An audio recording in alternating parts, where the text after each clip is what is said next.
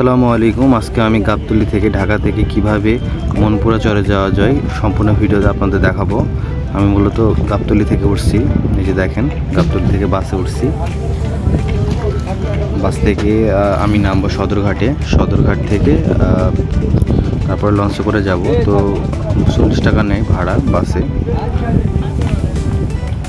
এই যে নেমে গেছি সদরঘাটে, এখন হেঁটে হেঁটে যেতে হবে সদরঘাটের ভিতরে এন্ট্রির জন্য 10 টাকা করে নেয়। এই যে গেটটা দেখতেছেন, তাতে আমি ভিতরে যাব। চলুন যাওয়া যাক ভিতরে তাহলে। এই যে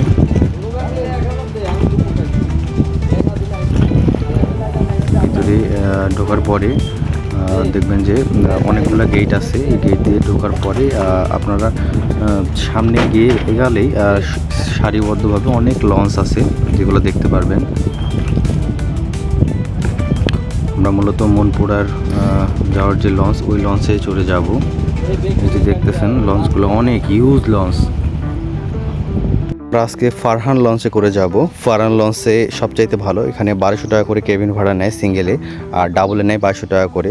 তো আমরা সিঙ্গেলে নিয়ে একটা যাব, আমাদের বগিটা সামনেই। আমরা যদিও বুকিং করে নিয়েছি নিচে, এই যে দেখতেছেন। আর উপরে লঞ্চের যে চিত্রটা, এটা আমি আপনাদের একটু দেখানোর চেষ্টা করতেছি। এই যে দেখেন, খুবই সুন্দর। আর ঢাকার যেই সন্ধ্যার যে চিত্রটা, এটা দেখতে পারবেন যে এই বিল্ডিংয়ের লাইটগুলো কত সুন্দর জমকালো লাগতেছে। ইভেন তো লঞ্চের আলোগুলোও দেখা যাচ্ছে। খুবই সুন্দর পরিবেশ, মানে জাস্ট লাইক এ ওয়াও। আমাদের লঞ্চ ছেড়ে দিয়েছে, এখন বাজে 5টা। আমরা মনপুরা দ্বীপের কাছাকাছি চলে আসছি, কিছুক্ষণের মধ্যেই পৌঁছাবো। এই যে দেখতেছেন সামনে মনপুরা দ্বীপের লঞ্চ ঘাট, একটা লঞ্চ ওইখানে যাত্রী নামাচ্ছে, যার জন্য আমাদের লঞ্চটা দূরে দাঁড়িয়ে রয়েছে। অল্প সময় লাগবে, আমরাও লঞ্চ ঘাটে যাব আর কি। এই যে দেখেন মনপুরা দ্বীপের লঞ্চ ঘাট থেকে গোটা মনপুরা দ্বীপের রিয়েল চিত্রটা দেখতে পারবেন। কি অপরূপ সুন্দর মনপুরা দ্বীপটা।